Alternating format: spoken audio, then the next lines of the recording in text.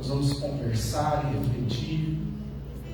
Queremos nessa hora que o Teu Santo Espírito poderoso, santificador, regenerador, venha operar em nós, Senhor. Venha operar poderosamente em nós. Ó Deus, que a gente saia daqui como verdadeiras brasas vivas, chamas vivas, para adentrar os nossos lares, Senhor, com uma dose extra da Tua presença. Em nome de Jesus. Amém. Amém. Podemos assentar. As crianças até 11 anos vão para o culto infantil. E hoje, excepcionalmente, os adolescentes vão permanecer conosco, porque nós entendemos que o tema de hoje é muito valioso também para eles.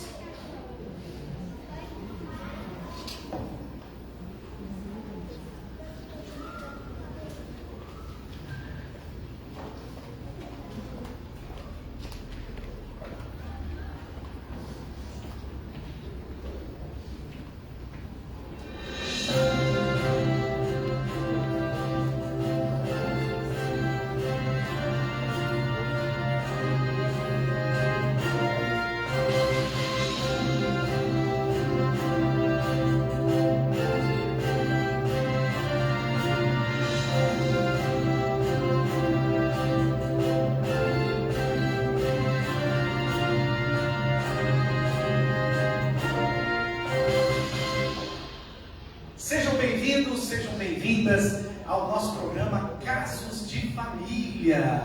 Casos de Família. E hoje com um tema muito provocador, um tema muito especial. Somos estranhos dentro de casa. Parece que um ser que não sei de onde veio começou a dormir do meu lado. Parece que um serzinho também estranho e fedido, que não gosta de tomar banho, que se tranca no quarto por horas, também, vez ou outra, sai de lá e fica me torrando as paciências. Eu já não sei mais o que fazer, eu não conheço essas pessoas, eu nem consigo me reconhecer nessa casa, nesse lugar chamado família. Hoje nós vamos conversar sobre essa temática provocadora e vamos nos valer da história de um jovem casal que eu passo a contar para vocês agora. Era uma vez um jovem casal, João e Clara, que se conheceram no ensino médio e se apaixonaram perdidamente. O namoro foi marcado por longas horas de conversas após as aulas, na esquina de casa. Toda hora era hora de se falarem e de estarem juntos. Queriam descobrir um ao outro e o tempo parecia sempre pouco para essa empolgante tarefa. Compartilhavam experiências, sentimentos, desejos e conversas sempre abertas, livres. Após alguns anos desse namoro lindo, decidiram ficar noivos e começaram a planejar a vida juntos. Parece que as conversas a partir desse ponto começaram a ficar mais sérias. Ambos trabalhavam, juntavam dinheiro e pensavam no futuro. Ficavam imaginando como será compartilhar a vida com o outro. A participação da família de ambos começou já a estar presente. Às vezes, Clara ficava incomodada com os pitacos da futura sogra, sobre como deveriam fazer as coisas, como deveria ser a casa, a criação dos futuros filhos e assim por diante. Mas João, com toda a habilidade de quem coloca panos quentes, desviava o foco de Clara com juras de amor, planos da lua de mel e os preparativos para a cerimônia do casamento. Enfim, o grande dia chegou, João e Clara se casaram. Foi demais. Foi um dia para nunca mais se esquecer. Todos os que importavam para o casal estavam presentes. Tudo foi como planejado. E logo estavam debaixo do mesmo teto, compartilhando o dia a dia. Imaginem, não tardou para começar os entreveros. Mas, afinal, tudo era novo para os dois. Dormir junto, ganhar dinheiro, pagar contas, cuidar das tarefas domésticas e constatar um mistério: que se você não lavar a louça, ela continua na pia. Mas o ser humano, com sua incrível habilidade de se adaptar ao ambiente, não demorou para se arrojarem à nova rotina. Até mesmo os pais, sabe lá, a sogra, que ainda não sabiam lidar com o ninho vazio e interferiam na vida do casal, ambos conseguiram delimitar o espaço. A comunicação do casal era satisfatória. Ambos conseguiam compartilhar com o outro o tempo, sentimento e aspirações. Porém, os ventos pareciam mudar. À medida que cada um assumia mais responsabilidades lá no trabalho, após o empréstimo para adquirir a casa e a compra do carro que vez ou outra estava na oficina, a partir desse momento, eles pensam em construir um patrimônio, mas ainda não são disciplinados o suficiente para gastar menos do que ganham. As coisas parecem mudar. O tempo passa e, de maneira não tão programada, Clara revela a João que está grávida. Essa foi a segunda grande festa da família, com tudo de direito: chá revelação, chá bebê e tudo mais. Ainda bem que João contratou o plano de saúde na hora certa para cobrir o pré-natal e o parto, que com a graça de Deus correu perfeitamente. Seja bem-vinda, Cecília. Cecília chegou. Agora João, Clara e Cecília. Olha, Cecília nasceu com 3 quilos, uma meninona. Eu tenho uma filmagem dele. Deixa eu mostrar para vocês. Foi de uma fase bonita que a Cecília brincava muito com os pais, sabe? Olha só que legal. Ela nasceu com 3 quilos, 50 centímetros e nota 10 no Apgar. Olha que coisa, que menina ativa, né? Ninguém precisou mandar. Com o nascimento da Cecília, o casal Clara e João deram um giro de 180 graus em suas prioridades para enfrentar os novos desafios de uma família. O primeiro deles foi adaptar a uma rotina sem sono. Cecília chorava desesperadamente de cólica. Nem a fórmula do doutor Agostinho resolveu a situação. Tiveram que exercitar a paciência dos 3 primeiros meses. O segundo desafio foi a completa suspensão da vida social do casal, que nunca mais seria a mesma, já que casais com filhos não são tão bem-vindos na companhia de casais sem filhos. Ninguém fala isso, mas é verdade. Clara se revelou uma super mãe, ao ponto de João dizer que gostaria de ser filho dela. Mas claro, se a sogra ouvisse, ela morreria imediatamente. Mas em contrapartida, João escorrega da divisão das responsabilidades com Cecília. Preferia estender o tempo no trabalho, já que precisava de mais dinheiro, desde que Clara parou de trabalhar e as despesas aumentaram significativamente. Por um bom tempo, a rotina da família ficou definida assim: Clara cuidando de Cecília e João trabalhando mais e mais. Ambos terminavam o dia exaustos e ansiosos por uma boa noite de sono. No final de semana, dividiam o tempo entre ir à igreja, visitar os pais e voltar para casa. Já não tinham mais tempo, energia e oportunidade para o cultivo do tempo e do diálogo como casal. Em termos afetivos, pareciam 2 amigos dividindo tarefas. Cecília cresceu com muita saúde, com muita graça. Ela alegrava muito o coração da família. Era um orgulho para eles, porque ela era muito inteligente, muito sociável, mas não tardou para chegar aos 13 anos. E repentinamente, aquele carisma deu lugar à individualidade, o isolamento no quarto e a intransigência nas interações com o pai e com a mãe. Cecília chegou à adolescência e agora aquela garotinha bonitinha já não existe mais. O apego que antes era com os pais agora está concentrado nos amigos e na busca por uma identidade e pelo seu próprio espaço.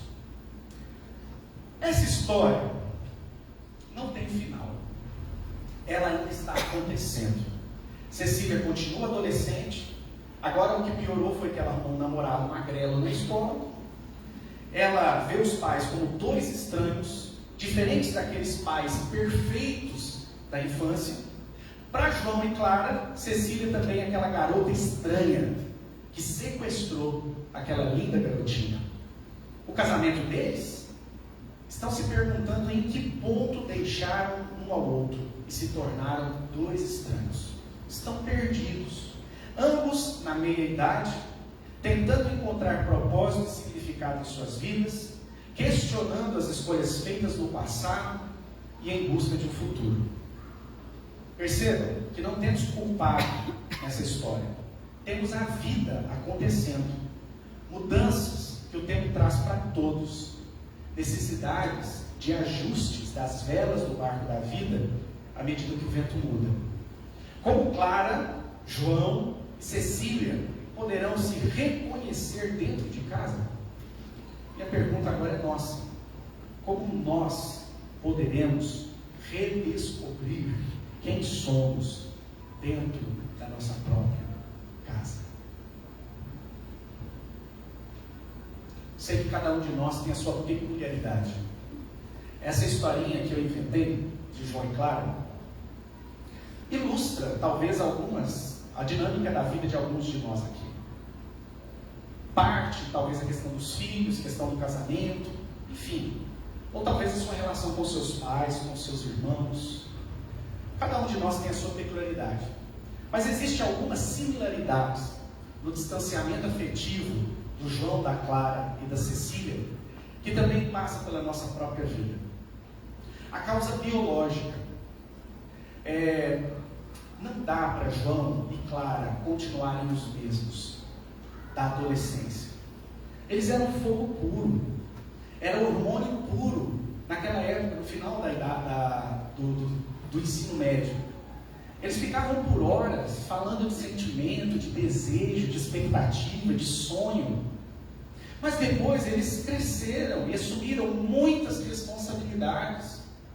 E a biologia já não é mais a mesma, porque as responsabilidades aumentam, mas o vigor estabiliza e depois começa a diminuir.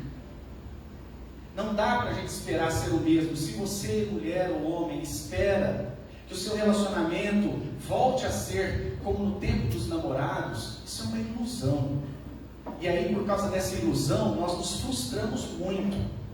Na verdade, as relações têm os seus ciclos, que também fazem parte do ciclo da vida e do desenvolvimento de todo ser humano. Nasce criança, se torna adolescente, um adulto jovem, um adulto maduro na meia-idade e depois a terceira idade. Agora há também as causas ambientais, porque afinal de contas tudo mudou, é muito diferente, muito diferente. O que João e Clara precisavam se preocupar quando estavam na adolescência, ou noivos, ou recém-casados, como a vida era descomplicada, como a vida era mais fácil. E depois vai ficando complexa, e esse ambiente complexo vai exigindo deles cada vez mais. Ao ponto também de quando as responsabilidades vêm e ambos estão cansados, seja João trabalhando fora, ou seja Clara cuidando de Cecília. Depois que João chega em casa, a Cecília tem as suas demandas porque quer o pai. Clara já está farta de cuidar de criança e ela quer pelo menos dormir um pouco. Mas João também está cansado e aí um se sente frustrado com o outro. Isso sem contar um problema do nosso tempo, que é a tecnologia, que captura, que sequestra ainda o que restava de vigor, de energia e de atenção. Nós temos também o problema do consequenciamento disso, que o ambiente da nossa casa, eu vou falar um palavrão aqui, mas vocês vão entender, o ambiente da nossa casa começa a ficar aversivo. O que é um ambiente aversivo? É um lugar onde eu entro, mas eu quero sair logo, ou eu adio voltar para ele, porque é um ambiente desagradável. Nesse ambiente eu me sinto sempre punido.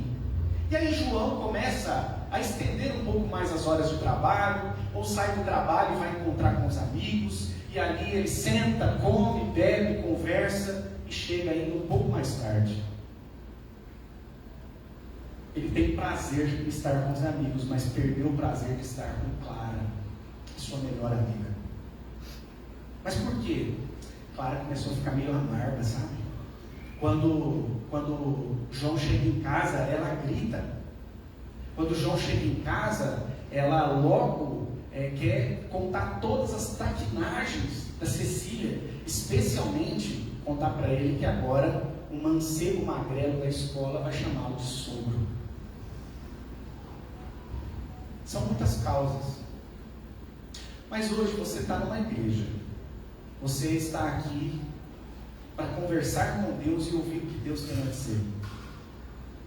E talvez a falta de base principal para se ter uma boa família é que nós também esquecemos os princípios bíblicos, o ensinamento de Deus, para que a gente consiga fazer manutenção nas nossas relações e não perca a intimidade. Existem muitos bons ensinamentos na Bíblia sobre comunicação, sobre afetividade, uma comunicação satisfatória e afetiva. Lá em Efésios 4:29 diz que não saia da vossa boca nenhuma palavra torpe, e sim unicamente a que for boa para edificação conforme a necessidade, e assim transmita graça. Provérbios 15:1 vai dizer: a resposta branda desvia o furor, mas a palavra dura suscita a ira. Muitos princípios. Se você pesquisar, vários textos bíblicos vão falar sobre a boa comunicação, comunicação efetiva, afetiva, satisfatória. Mas eu quero pensar com vocês hoje 2 textos basilares. Mas assim, nós vamos falar de fundação. Nós vamos falar de concreto, né? Para a gente poder resgatar essa casa que está rachando. Você já viu uma casa rachar? Ela começa a trincar as paredes, e aí rapidamente precisa ter uma intervenção, precisa furar, precisa aumentar ali a base, para ela poder parar, estabilizar e fazer então os reparos. Porque não adianta só tirar a rachadura, porque a casa está caindo. Como? O primeiro texto nos ensina muito, porque vai falar sobre uma comunicação justa. Justa. Olha só o que diz esse texto de Tiago. Sabeis estas coisas, meus amados irmãos, todo homem, mais uma vez, eu quero que você pense, todos nós, todo ser humano, tá? Todo ser humano, seja pois seja pronto para ouvir. Pronto para ouvir. Queridos, a palavra pronto aqui em grego é a palavra tax. Tax. Olha que legal. Você já pegou um táxi? Já? Ali atrás da igreja matriz, você tem um ponto de táxi. E pode ser qualquer hora. Eu sei que aqui em Palmeiras não é qualquer hora, mas digamos que fosse 24 horas, a qualquer momento você tem ali alguém esperando o seu chamado. Você tem ali alguém pronto, de prontidão para te levar onde você precisa. A palavra táxi aqui quer dizer que sejamos, todo ser humano deve ser pronto para ouvir. Ouvir aqui, entenda-se por receber, por acolher, por estar aberto ao outro. Agora, que seja tardio para falar. E a palavra tardio é brax, que é justamente o oposto. Se tax é prontidão, é estar sempre aberto, brax é nem sempre estar disponível para isso, ou demorar, ser letárgico para falar. O conselho bíblico aqui básico é o seguinte: nós temos que estar mais abertos ou mais receptivos do que ativos. Eu sei que a gente vive no mundo da proatividade. Eu sei que todo mundo quer de nós uma resposta rápida e pronta. Mas, queridos, é por isso que a gente dá bom dia a cavalos. Porque nós, quem muito fala, muito peca, diz a Bíblia. Porque a comunicação efetiva, para que a nossa intimidade não seja sacrificada, é aquela que eu esteja disposto a ouvir minha esposa mais do que falar. Só que qualquer incômodo, Qualquer dificuldade aí, mulheres, vocês podem ficar tristes comigo, mas aqui vocês ganham um pouco mais. Eu sei que tem alguns homens que ganham, e quando eles ganham, são muito, 10 vezes piores do que as mulheres. Mas em grande medida, um descontentamento perene, sabe, um desarranjo ali dentro, que se de 10 coisas, 8 estiverem boas, mas 2 não estiverem no lugar, é o suficiente para se falar, e falar, e falar, e reclamar, e apontar, e colocar no pódio, não as 8 coisas boas, mas as 2 que falharam. E diz o texto também, tardio para se irar. Porque parece uma coisa consequente da outra. Quando se fala mais do que ouve, vem briga por aí. Quando se ouve pouco, entende-se pouco. Porque é trabalhoso esse processo. É trabalhoso esse processo. Não é fácil compreender o outro. Não é fácil compreender.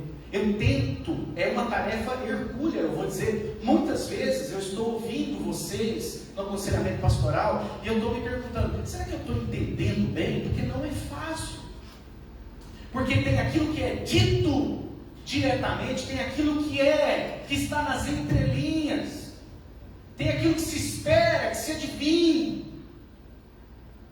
Se não tiver muita boa vontade para ouvir o outro, a gente não vai entender. E quando a gente falar, nós não vamos falar o que seja bom, o que tem proveito. E daí vem o desentendimento e vem a ira. E o problema é porque a ira do homem não produz a justiça de Deus. Entenda, por justiça de Deus, Deus é justo. Justo é algo correto, é algo no lugar, é algo de direito. Quando eu sou injusto, eu estou roubando o direito de outra pessoa. Você está entendendo? O que é injustiça? Injustiça é não ser para minha esposa o marido que ela precisa. Isso é injusto, porque ela pagou o preço de sair da casa dos pais, se unir a mim, e dedicar a sua juventude ao meu lado. E eu roubo dela a atenção que eu, marido, devo dar. Eu estou sendo injusto, eu estou roubando um direito que ela tem.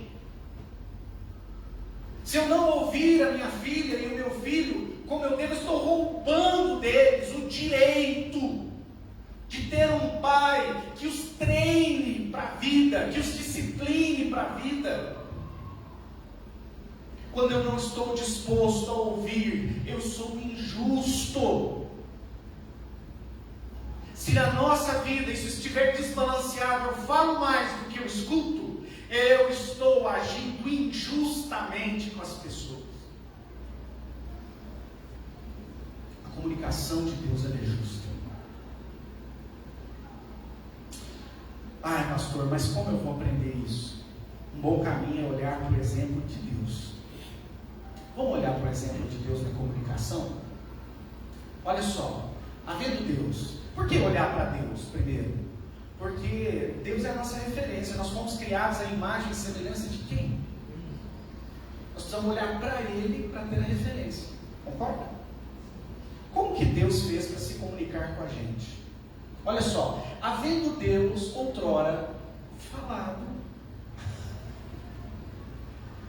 Aí eu vou tomar, eu estou tão metido aqui, daqui a pouquinho eu vou sentar nessa mesa chique aqui. Tomar uma aguinha da caneca.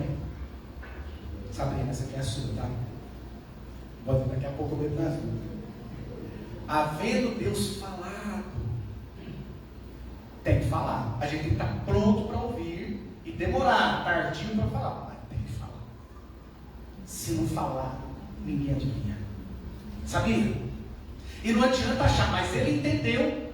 Ah, porque eu fiz tal coisa. Eu vi esses dias esses memezinhos, né? A mulher estava assim, vou ficar sem conversar com ele. Ele vai ficar incomodado, ele vai ficar doido e ele vai vir conversar comigo. E o cara estava lá assim, que paz, que Deus. A gente fica tentando adivinhar, achar achismos, né? Adivinhações, havendo Deus falado. E falou quantas vezes? Muitas vezes. E de muitas maneiras. Quer ser entendido, você precisa falar. Mas eu já falei, pastor. Tá, mas entendeu? Não. Mudou? Não. Então quer dizer, você precisa falar mais vezes. Você precisa falar de diferentes maneiras, porque daquele jeito não funcionou. Simples assim. Ah, você estava brigando com ele por quê? Ah, estava brigando porque você não tem roupa, que você queria que ele te desse o dinheiro para comprar roupa. Mas que hora que foi mesmo? Ah, vocês estavam arrumando e já estava 15 minutos atrasados para o evento? Ah, ele estava ouvindo mesmo. Estava ouvindo a sua reclamação. Uma hora perfeita para discutir, né? Quanto do orçamento da família deve ser dedicado no vestuário da esposa. Ah, você está brigando com ela agora porque ela precisa ser mais rápida, porque está atrasado. Porque ela, todo compromisso que vai, ela atrasa e você já está no carro, acelerando o carro para ver se sai, buzina. Ah, é nessa hora que você vai conversar um pouco mais de como vocês devem ser pontuais. Não vai funcionar. Não funciona. Na hora da crise, não vai funcionar. Deus outrora falou, Ele quis ser entendido, Ele quis ser revelado para nós. Então Ele falou, muitas vezes, e de muitas maneiras, aos pais pelos profetas, em visão, em sonho, em aparições, até na sarça ardente. Mas, nestes últimos dias, nos falou pelo Filho. Isso aqui é o exemplo da comunicação, porque, em último, para que Deus realmente fosse compreendido, Ele precisou vir aqui. Ele se envolveu. Ele se envolveu. Irmãos, por que os nossos filhos adolescentes não querem falar com a gente? Porque a gente não ouve eles. Somos tardios para ouvi-los e prontos para brigar com eles. Antes que eles terminem o que estão dizendo, a gente já está pontuando, reprovando aquilo que a gente acha que está errado, mas a gente ainda nem entendeu a história toda. E aí a gente fica triste quando eles se abrem mais com os amigos, mas os amigos são abertos e livres para ouvi-los, para ouvir tudo, sem, de cara, reprovar. Entende? A gente vai perdendo. Aquela esposa, ela conta para a amiga que está desencantada com seu marido, mas não consegue falar para ele. Por quê?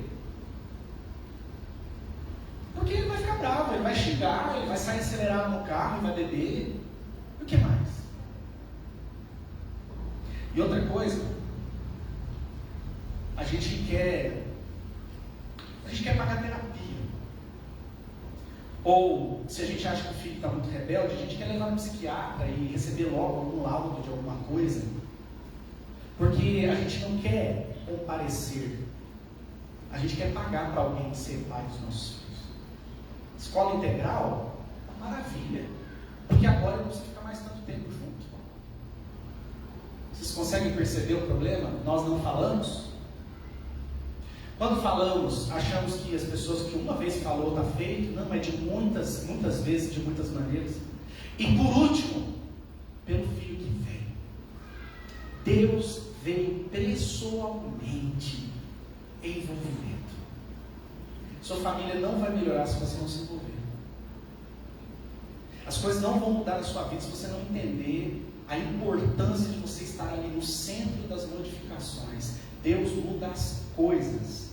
Não, Deus muda as pessoas. E as pessoas mudam as coisas. Deus aqui nos ensina duas coisas principais. Esteja o mais pronto a ouvir, a receber, a estar aberto e compreender. Porque assim você tem chance de ser mais justo. Ser justo é dar o que é de direito às pessoas que vivem com você. E em segundo, fale. Fale de diversas maneiras, fale muitas vezes, seja criativo. Se não funcionou assim, tente diferente. Mas se envolva. Porque ninguém vai resolver esse problema por você. Nem eu, pastor. Nem a minha oração. Você vai mudar as coisas. Eu vou orar para Deus te mudar. Te mudar. Amém? Amém? Sabe, eu tenho uma notícia maravilhosa. Deus deu o Espírito Santo para o seu povo. E o Espírito Santo nos dá domínio próprio, sabedoria, alegria, paz e tudo mais que você precisar. Você pode pedir ao Senhor hoje: Senhor, me muda. No poder do Teu Espírito Santo, muda a minha vida. Mas eu tenho uma segunda boa notícia. A segunda boa notícia é que Deus nos deu uma igreja que pode ser apoio e suporte para a nossa família.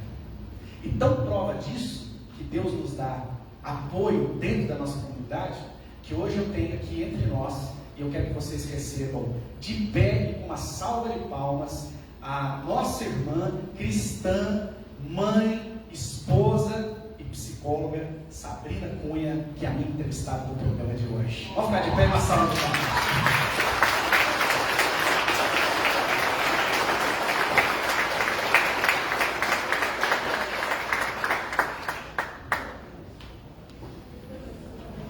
Muito bem. E você estava se perguntando, esse sofá aí, pastor, para que é isso, pastor?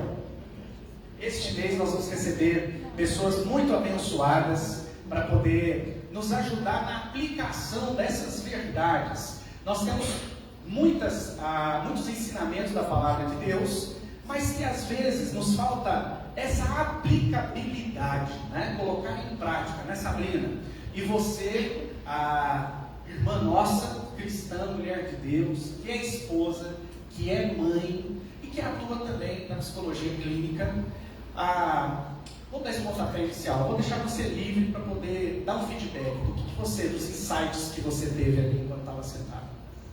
Primeiramente, eu gostaria de cumprimentar a todos. Que alegria poder estar aqui nessa igreja linda. É nítido, assim, a presença do Espírito Santo aqui. Irmãos.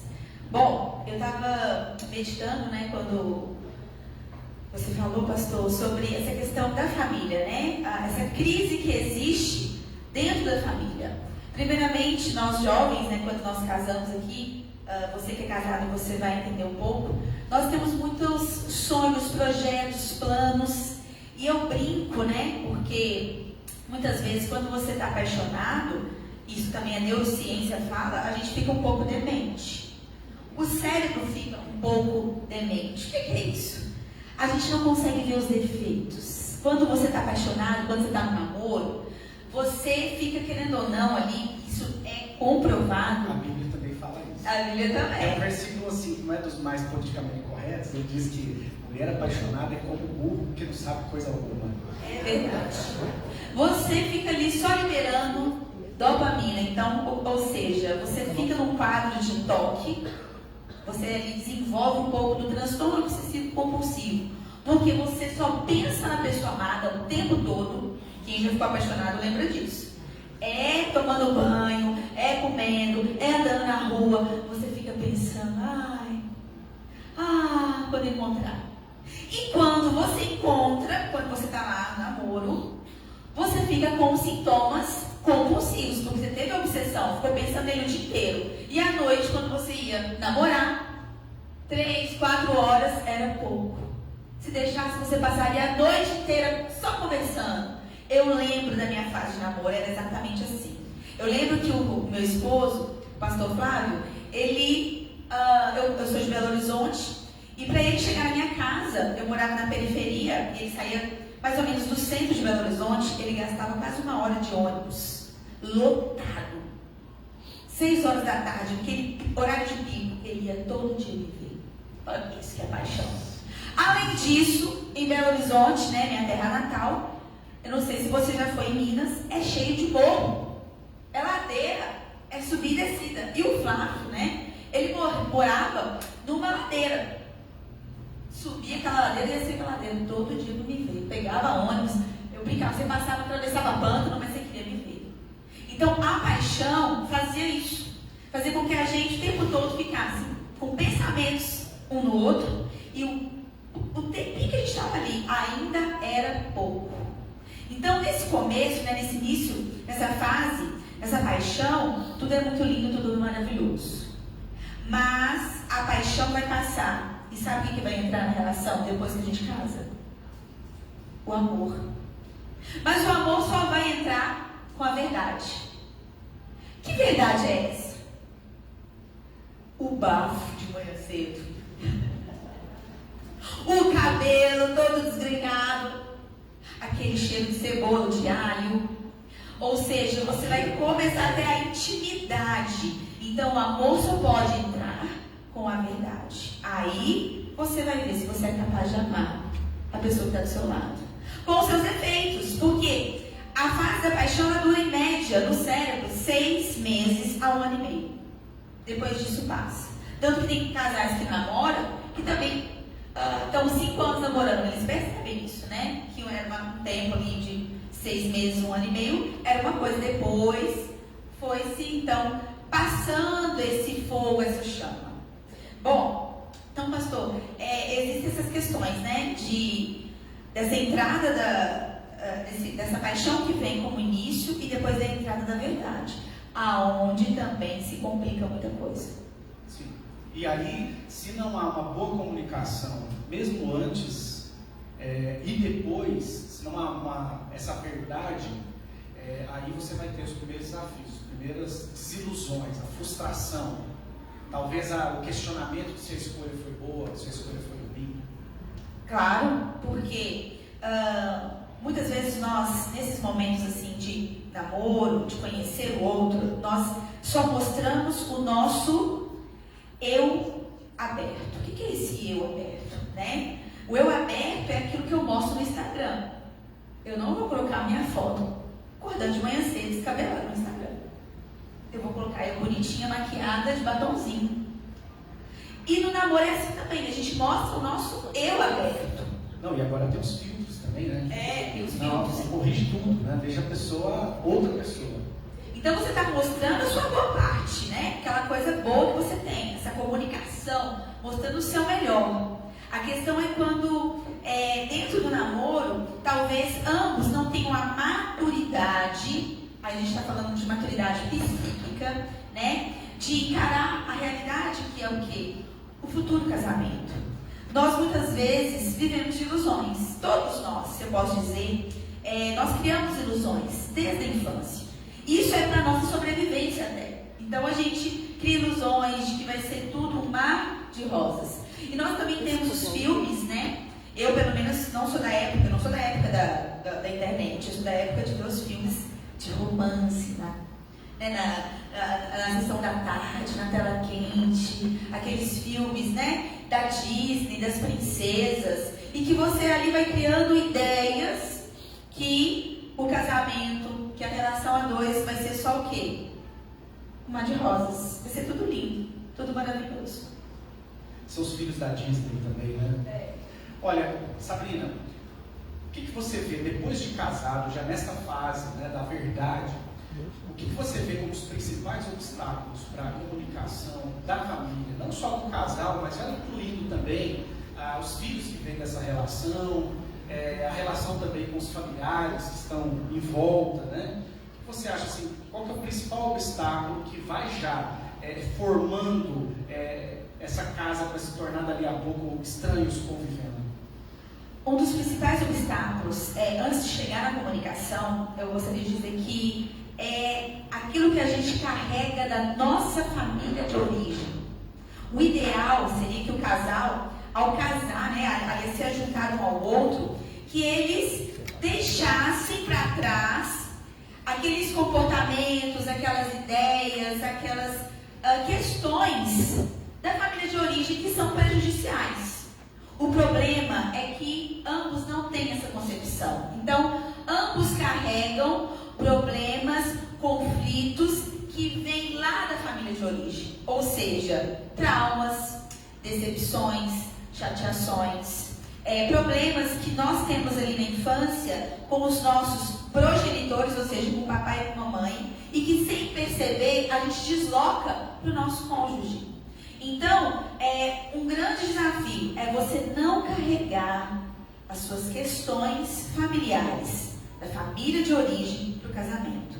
Mas, infelizmente, eu posso dizer que 90% dos casamentos acontece isso. Você carrega, né, os dramas, as dificuldades que vêm lá de trás. Depois disso, eu posso dizer que um grande desafio também é o saber ouvir e o saber falar. O pastor estava falando, né? Pronto para ouvir, pronto para ouvir e tardio, né, para falar. E um psiquiatra muito famoso, um psiquiatra que cuidou de casais por muitos anos, ele é o Dr. Paulo Gaudêncio. Ele falou sobre a questão desse saber ouvir, saber falar. Por quê?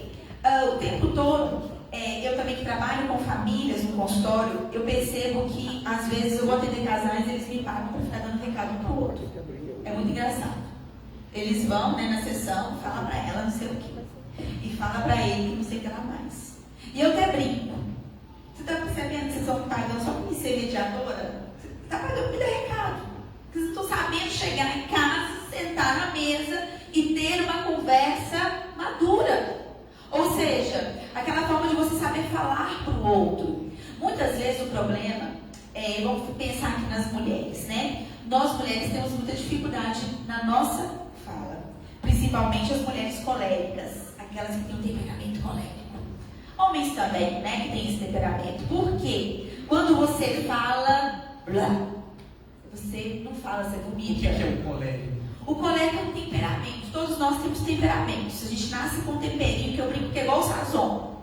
Você nasceu com um temperinho. Então nós temos o sanguíneo, nós temos o colérico, temos o melancólico, temos o fleumático. Todos nós vamos caminhar dentro desses 4 temperos. Mas pode ser que um prevaleça em maior quantidade dentro da gente. Então tem pessoas que são mais sanguíneas, assim como o apóstolo Pedro, que falava impulsivamente, abria a boca no momento errado. Tem também o colérico, o apóstolo Paulo, que é aquela pessoa mais enérgica, aquela pessoa de liderança. Tem o melancólico, que é uma pessoa mais contemplativa, assim como o rei Davi. E tem também o fleumático, como Abraão, aquela pessoa que era mais ponderada. Bom, ser mulher foi essa mulher de liderança, que fala. O problema é que essa mulher pode muitas vezes falar e falar de uma maneira que o marido não vai conseguir compreender. Ela pode falar no momento ali da ira, da raiva, e eu vejo isso muito no consultório, né? Às vezes a mulher, ela pega uma coisa no celular do marido, que hoje em dia é isso que está em alta, né? Hoje a moda é essa, né? Sabrina, eu abri o celular dele e as mulheres, elas são umas hackers. Gente, uma mulherada cola no WhatsApp, cola não sei o quê. E olha que eu fico assim, como você conseguiu fazer isso que eu não sei nem mexer nos negócios direito? Ah, minha filha, a gente dá um jeito. E elas abrem, e elas fuçam, elas caçam e elas encontram. E agora eu vou te falar, maridão, cuidado, porque a intuição feminina funciona mesmo. Quando ela tem uma pulga atrás da orelha, é que o negócio, cuidado. A mulher tem uma intuição de verdade. E ela vai lá ver alguma coisa que ela não curtiu, né? Ou que ficou ali mal entendido, mas ela não sabe assim, respirar, orar, pedir a direção de Deus. Senhor, me ajuda, como eu vou falar? Como eu vou colocar esse problema? Ela já pegou o negócio, ela já vai com tudo. E às vezes já se aconselhou com uma amiga que passou por isso e quebrou a casa, né? Já se separou, enfim, né? O que você fez quando você pegou? Eu saí chutando tudo.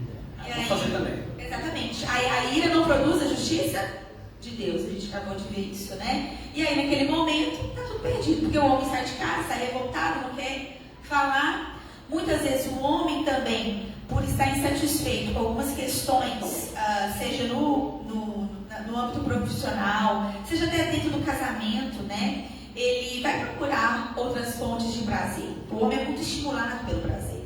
E aí é que um não está sabendo entender e compreender as demandas do outro, aonde instala-se então toda essa dificuldade, né, dentro de casa.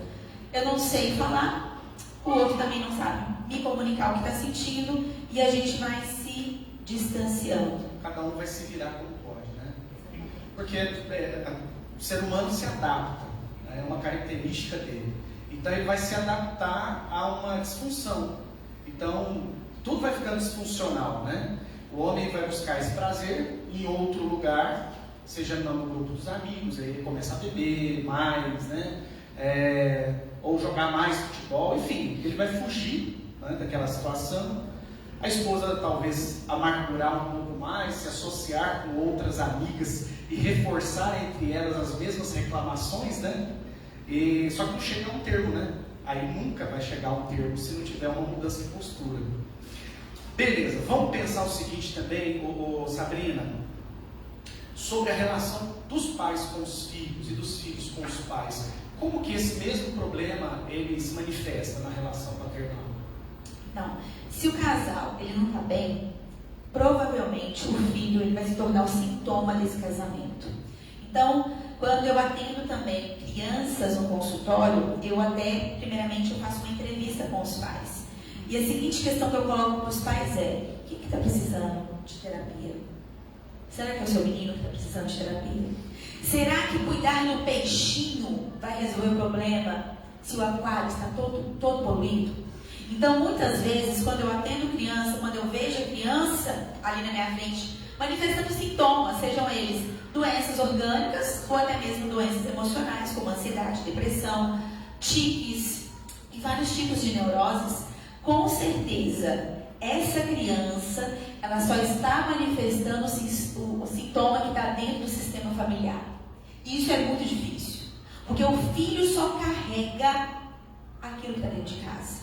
O filho é como uma esponja, a criança é uma esponja, ela suga. Então, se a família é uma família disfuncional, ou seja, papai e mamãe não fazem a função que tem que fazer, o pai não está no lugar de pai, a mãe não está no lugar de mãe, existe uma disfuncionalidade, às vezes a mulher é o líder da casa, é o chefe, o homem está acomodado, o filho vai manifestar alguma coisa. A criança ela vai se tornar uma criança muito mais ansiosa, muito mais insegura. Por quê? Porque a família está disfuncional, né? Então a criança vai mostrar que existe algo de errado no casamento.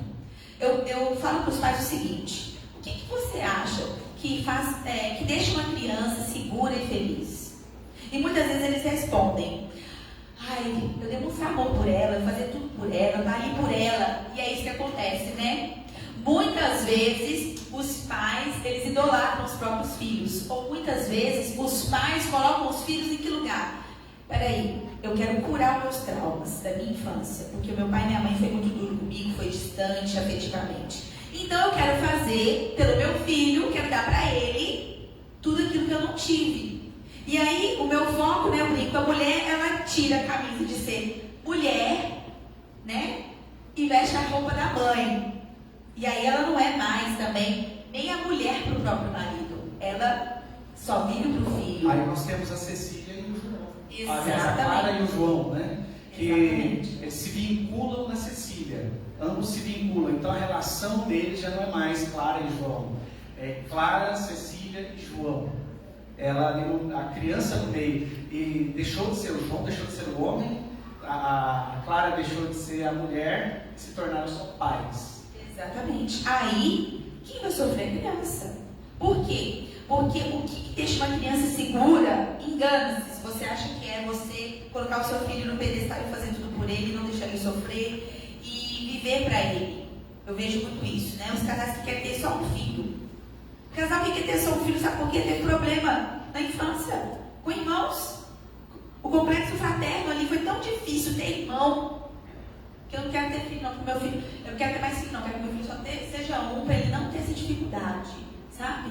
Para mim foi tão doloroso ter irmão, porque a gente competia, minha mãe gostava mais de um que do outro, e aí traz só um filho para o casamento. Que é o caso da Cecília também, né? E o que acontece, né? Essa criança, ela não vai se sentir segura, porque a criança só se sente segura quando ela olha para o sistema familiar. Ela vê pai e mãe, e ela olha e vê: meu pai ama minha mãe. Nossa, a minha mãe ama meu pai. Nossa, como eles são unidos, como eles são juntos para tudo. Então, quando a criança vê, olha aqui, Cecília, você respeita a sua mãe. Olha aqui, Cecília, você escuta seu pai. Poxa, eles são parceiros. Nossa, eles estão bem, que legal, meu pai e minha mãe está indo sair, está indo no cinema, está indo passear. Eles se amam. Aí a criança vai se sentir segura. Porque ela vê que existe o quê? Uma boa comunhão, né? Uma troca de afeto. Se meu pai e minha mãe estão bem, impossível não estar bem. Agora, se a criança cresce dentro de uma família onde o pai e a mãe vivem, né, essas questões complexas aí, rivalidade, brigas, eles se deixam de lado para criar esse filho. Uma que eles vão criar aí uma imperadora, né? Uma imperatriz. Um filho que vai exigir tudo depois lá na frente. Porque o filho só está aprendendo a ser servido. Um está aprendendo a servir. E aí vão trazendo outras dificuldades, né? E o problema também é quando a Cecília sai de casa, né? Porque viveram pela Cecília a vida inteira e depois que a Cecília vai embora. Meu Deus. E aí? Estão perdidos. Como vão Não sabe ficar? namorar, não sabe conversar, não sabe fazer nada, né? Entra em uma crise terrível, né? E podem ser um problemão para Cecília, porque como eles não se ajeitam entre eles, vão querer continuar administrando a vida da filha. E a Cecília vai querer um homem o quê? Um homem que faz tudo por ela, assim, que coloca ela no pedestal, e às vezes ela não vai encontrar esse exatamente. Sabrina, estratégias. Como que a gente pode traçar planos aí, métodos, técnicas, para a gente poder de alguma maneira remediar essa... Vamos partir do ponto que nós estamos com uma disfunção de comunicação em casa, entre todos os elementos ali, inclusive pessoas irmãos que ainda moram juntos, né? É um núcleo familiar, independente de ser marido, mulher, enfim, como colocar aí algumas técnicas para poder transpor essas barreiras. Ó, a primeira coisa que eu posso dizer é que a gente precisa trabalhar na questão da gente colocar a poeira debaixo do tapete. Nós temos muita dificuldade em resolver problemas, porque a gente tem dificuldade de colocá-los, né, de falar. A gente muitas vezes, no nosso silêncio, é igual você falou, né, a gente se cala, agora ele vai sentir minha falta. A mulher quer que o homem adivinhe que ela está chateada, né? Aí ela já faz aquela cara, ela já fica sem conversar, aí ela já se nega, né, a ver ali o namoro com ele. Então, ela espera que ele adivinhe. Isso vai acontecer, gente. Isso vai acontecer. Então, o que é a poeira debaixo do tapete? É anos e anos que eu vou colocando problemas, situações, eu vou colocando debaixo do tapete, porque mexer vai dar tanto trabalho. Trabalhar isso aqui, falar disso aqui, nossa, vai ser um desgaste. E a gente evita o desgaste. Nós evitamos os conflitos. A gente quer viver na zona de conforto. Mesmo que ali seja um lugar péssimo, mas a gente vai levando. Então, o que acontece? Vai colocando a poeira debaixo do tapete. Uma hora, o tapete está de que altura? E a gente está tropicando, né? Você anda e está tropeçando no tapete. Por quê? Ali existem problemas. Então, uma estratégia é a gente tirar, sacudir essa poeira. E como assim sacudir a poeira?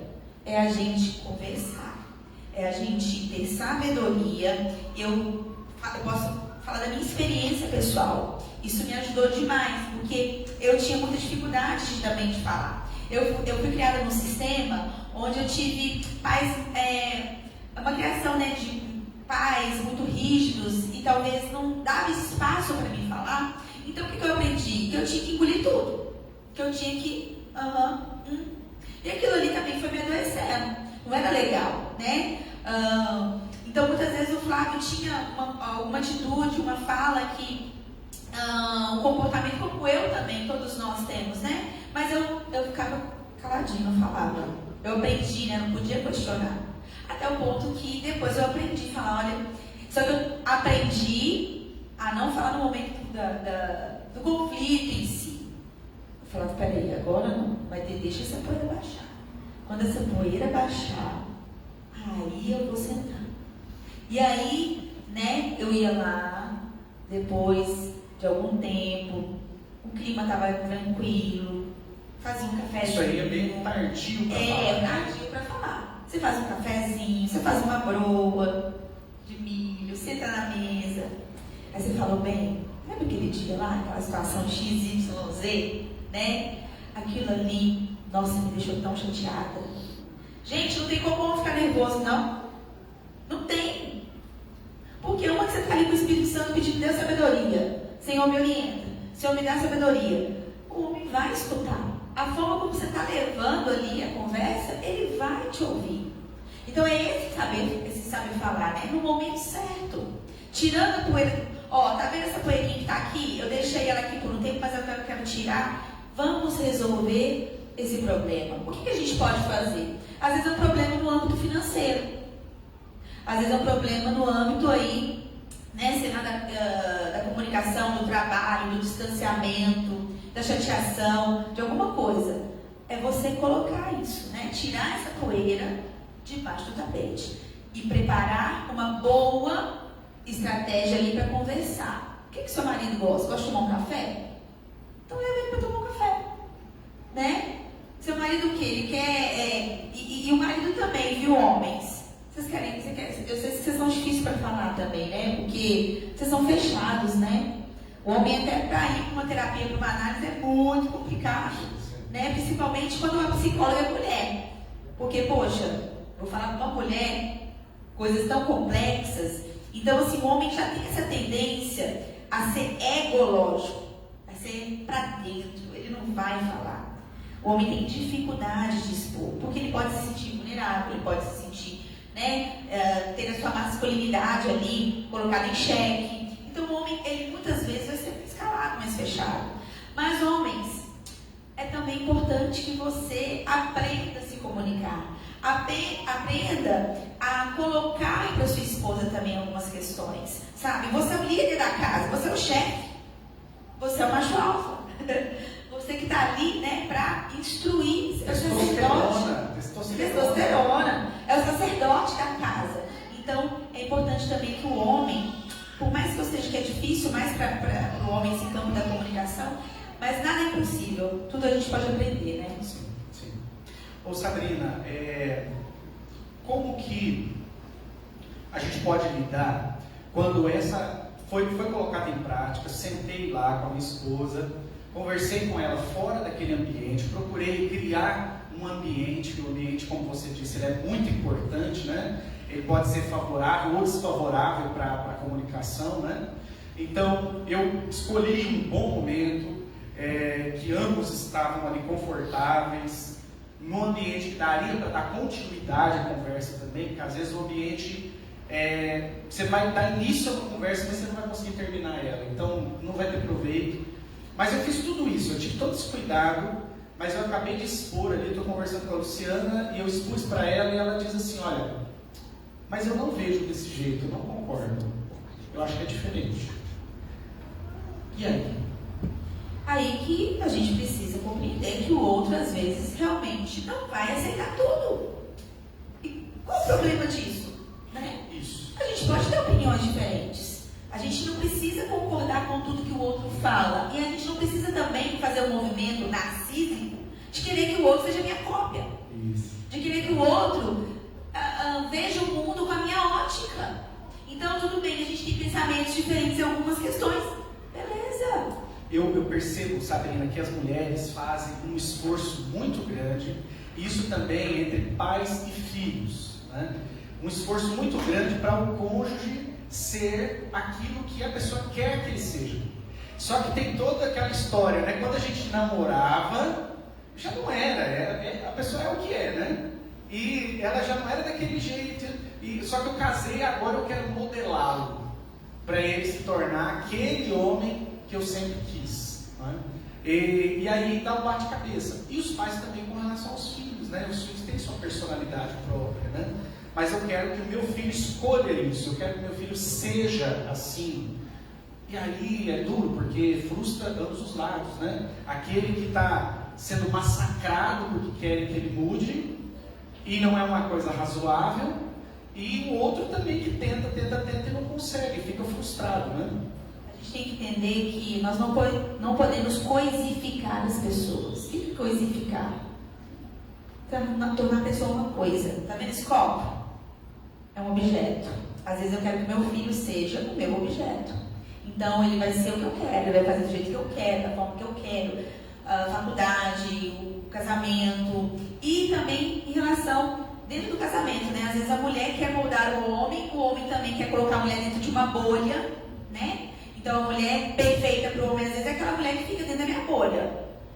Eu mantenho dentro de casa, mantenho ela com o dinheiro, mas ela vai se distanciando de quem ela é, das amizades, de poder fazer uma coisa ou outra, né? Eu vejo tantas mulheres com a queixa, mas meu marido não deixa eu ir na academia, não deixa eu fazer isso, não deixa eu fazer aquilo outro. Tudo bem, a gente sabe, né, que às vezes tem ambientes que são complexos, difíceis. Você pode procurar um momento onde que é uma academia, né, onde o horário é mais tranquilo, mas muitas mulheres se queixam disso. Eu me perdi de mim. Eu deixei de ser quem eu queria ser. Por quê? Porque eu fiquei dentro de uma bolha, né? Às vezes, a mulher perfeita é aquela mulher morta, né? Que não deseja, não sente, não tem vontade. A homem ama, porque ela não deseja, ela virou o quê? Um objeto, uma coisa. E a gente também pode fazer isso com os filhos, né? A gente coloca e projeta nos nossos filhos tanto as nossas frustrações quanto os nossos desejos. O que vai acontecer? Essa criança não vai se enxergar nos pais. Essa criança, ela não vai nem se enxergar, ela vai ficar se procurando pro resto da vida. Ela vai procurando saber quem ela é. Por quê? Porque ela não pôde desenvolver sua própria identidade, sua personalidade. Então, o que eu posso deixar para os pais aqui presentes é o seguinte: lógico que a gente tem que ensinar os nossos filhos, nós temos que cuidar, educar, ensinar o caminho, mas também compreender que eles são um ser separado da gente. Eles não são a nossa continuidade, né? Sabrina, para a gente fechar, dá uma palavra para nós, como profissional, e o que você tem visto. Você já deu uma pincelada, mas assim, mais enfaticamente, com relação ao impacto da tecnologia para tornar essas pessoas dentro de casa estranhos. A tecnologia, ela é viciante. Primeiro ponto, né? A gente está dentro de uma... o celular, né? Ele é algo que nos vicia, porque ele faz com que a gente tenha prazer, né? Quando eu ligo essa tela, essa luzinha que está aqui, ela passa pela minha retina e o meu cérebro interpreta como algo prazeroso, ou seja, libera dopamina. Por isso que você fica ali, ó, hipnotizado, passando o dedinho o tempo todo. Então, vicia. E aí, querendo ou não, nós somos muitas vezes levados ao mais fácil, né? A gente quer o prazer o tempo todo. A nossa busca é sempre pelo prazer. E aí é onde a gente pode se pegar mais o celular, né? Porque aqui pode ser até uma fuga, né? Eu tenho problemas, eu tenho conflitos, tenho chateações, eu tenho dificuldades. O que eu quero fazer? Celular. Aí eu não quero ficar educando meu filho, eu não quero ficar falando o tempo, toma, fica no celular, para de me encher. Então a gente terceiriza a nossa educação, muitas vezes dando o celular para a criança, porque é mais fácil para ela, né? Mais fácil para mim também. A gente evita o desgaste. E dentro do casamento, muitas vezes, eu falo que é a maior queixa, né? Muitas vezes as mulheres no consultório é o quê? É o marido com o celular. Nem é tanto a mulher, porque a mulher acha que ela tem mais demandas domésticas, né? Então o homem chega do trabalho, antes ele ficava na televisão, na caixinha do nada, no controle. Agora não, ele fica o quê? Passando o dedinho, né? Eu vejo meu marido, gente, porque eu olho, mas eu leio reportagem. Olha que interessante, né? Nossa, gente, meu esposo ele fica assim, ó, eu falei, que é isso? Você não consegue nem ver nada, mas tá passando. Então, o que acontece?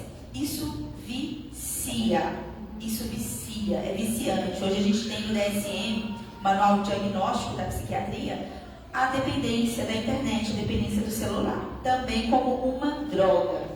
E todos nós, em algum momento ou outro da vida, nós temos angústia. Que angústia é essa? Uma angústia que vem, né? Da nossa infância, das nossas questões. E às vezes, para lidar com a angústia, para lidar com chateação, eu tenho que ter um vício. O vício, ou seja, a compulsão, ela vem para compensar a tristeza, a angústia, o desprazer. E aí é onde a gente se pega, às vezes, no celular. Então, os homens, né, eles precisam tomar cuidado, porque os homens têm essa tendência, mais do que as mulheres, de buscar o prazer, e o prazer vem no celular. E aí, é uma ponte aí, né, para a entrada de Satanás dentro da casa. Aí, ó, não deis lugar ao mal, ao maligno, e é uma porta verdadeira. E assim, não é uma porta aberta dentro de casa, né? Mas diretamente para o coração, né? Cuidar do que adentra a nossa alma. A Sabrina hoje deixou de estar presente na escola dominical da igreja de Casa Branca, onde o reverendo Flávio, sua esposa, é pastor. Ela abriu mão para poder estar aqui com a gente hoje. Eu agradeço muito, viu, Sabrina, a sua disponibilidade. Agradeço também o convite. Este mês, a nossa ideia é trazer pessoas para a gente aplicar juntos, né, a palavra de Deus, o sermão, para trazer algumas ideias, para poder, de alguma maneira, sacudir a gente em questões de relação familiar. Nós vamos conversar sobre muitas coisas, divisão de tarefas, nós vamos conversar sobre a vida financeira, Então, vários assuntos que impactam, né? Nossa pesquisa para poder compor os temas deste mês foi os principais problemas na relação familiar, né? Os principais problemas. Então, o primeiro deles que ganha é a dificuldade da comunicação que nós tratamos aqui hoje. Você nos ajudou muito. Muito obrigado, viu? Uma salva de palmas para a Sabrina. Obrigado.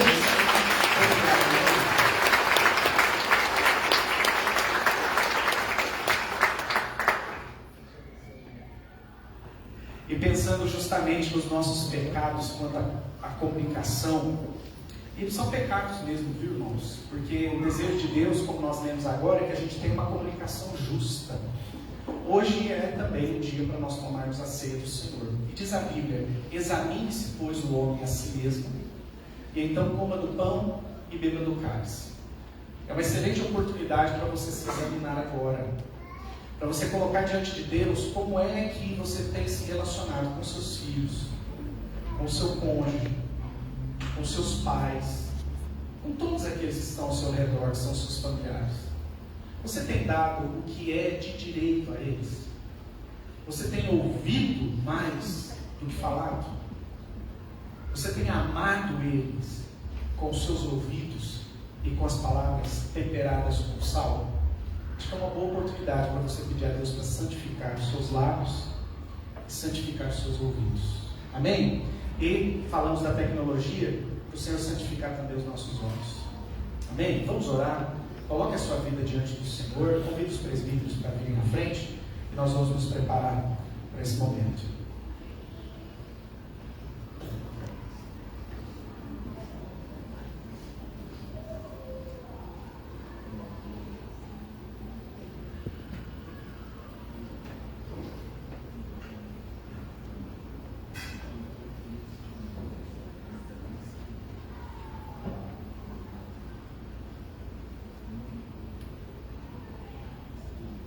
Santo Deus, nós colocamos esses elementos tirados do uso comum. Ó Deus, nos consagramos agora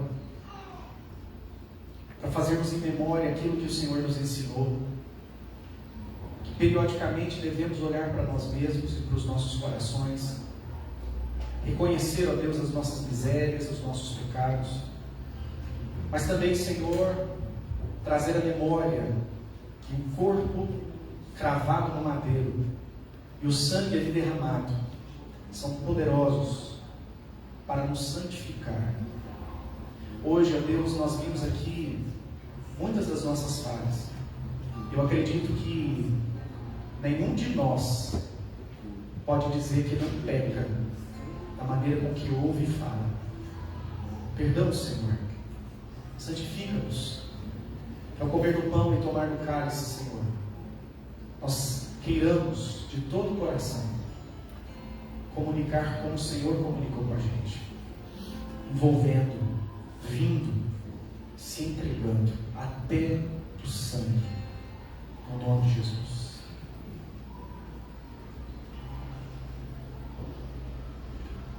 Eu peço que os irmãos e irmãs que vão participar se coloquem de pé, lembrando que essa ceia não é da igreja presbiteriana, é para todo aquele que foi batizado em nome do Pai, do Filho e do Espírito Santo, pertence a uma igreja genuinamente evangélica. Então você é convidado a participar conosco nesse momento.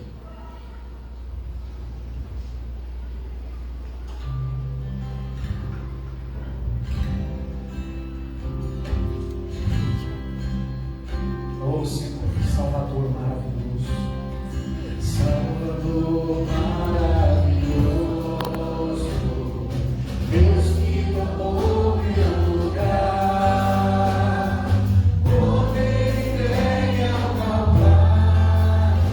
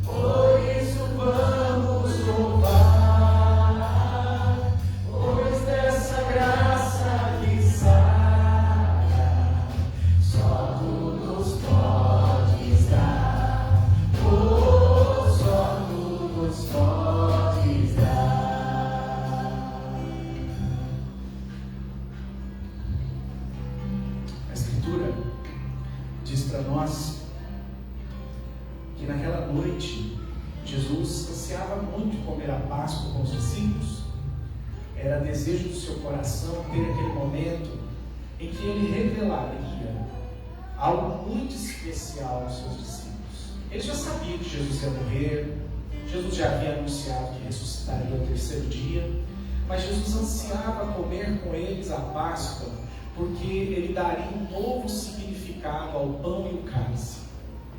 Até então a Páscoa era comer o cordeiro assado, um pão asmo e ervas amargas. O cordeiro, cujo sangue tinha sido passado no umbral da porta, o pão asmo, o pão da pressa, porque eles iam sair do Egito, e as ervas amargas, símbolo do tempo amargo que eles viveram ali no Egito, debaixo da escravidão. Jesus agora dá um novo significado, porque ele diz claramente: olha, eu sou a Páscoa, porque eu sou o cordeiro morto, cujo sangue passado sobre vocês os livra da condenação da morte, que é o salário do pecado. Eu sou aquele que tira vocês do tempo amargo e sofrido de escravidão. Jesus revela e dá um novo símbolo para nós. Ele diz que é para fazermos isso periodicamente, de tempos em tempos, para lembrar de onde fomos tirados, aonde estávamos quando o Senhor nos chamou. Escravos. Nós éramos escravos do nosso orgulho, que nos fazia comunicar de maneira raivosa, da nossa soberba, que não permitia ouvir o que as pessoas têm a dizer e pensar com o coração delas. Mas o Senhor Deus nos libertou dessa escravidão. Ele nos tirou desse lugar de egolatria e nos colocou num lugar onde eu posso amar as pessoas como Ele me ama. Esse é o novo mandamento: amar a Deus sobre todas as coisas e amar o meu irmão não como a mim mesmo. Não. Isso aí foi para o judeu. Jesus diz para os discípulos para nós nos amarmos como Ele nos amou. E dentro desse amor dele por nós, Ele foi um excelente comunicador. Nós vamos pedir: Senhor, santifica-nos, para que a gente possa, livres do orgulho que nos fazia tão duros, tão amargos, tão tão indiferentes, nós sejamos agora as pessoas mais acolhedoras, prontos ouvintes, tardios em irar, e quando falar, palavras doces, como o Senhor deseja. Diz o texto sagrado que na noite em que Jesus foi traído, ele tomou o pão, deu graças, dizendo: este é meu corpo que é dado em favor de vós. Algum irmão foi omitido na distribuição do pão?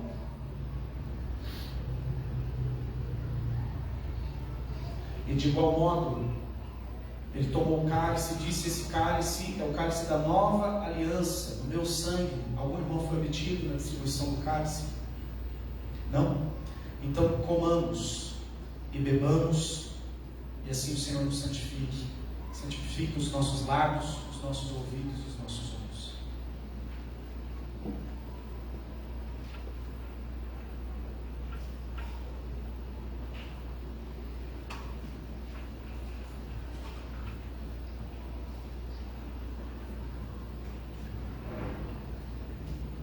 Fiquemos todos de pé. Santo Deus, obrigado por este culto, por este tempo precioso na Tua presença.